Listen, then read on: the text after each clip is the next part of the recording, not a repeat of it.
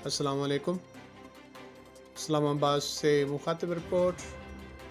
बैरून मुल्क मुलाजमत का झांसा देकर भारी रकम बटोरने वाले मुलज़म अदनान को गिरफ्तार कर लिया गया।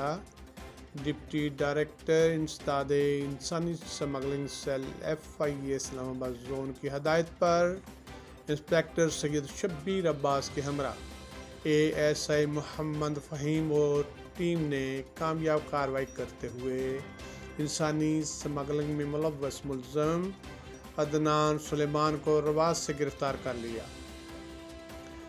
मुलज़म सादा लोगों से खतीर रकम लेकर जाली वीज़े देने में मुलव्वस था। मुलज़म ने 3 शहरियों से 25 लाख रुपए भारी रकम बटोरी और बैरून मुल्क मुलाजमों का झांसा दिया। मुलज़म अदनान से इब्तदाई तफ्तीश शुरू कर दी गई है और मुलव्वस दीगर मुलज़मान को गिरफ्तार करने के लिए छापे मारे जा रहे हैं।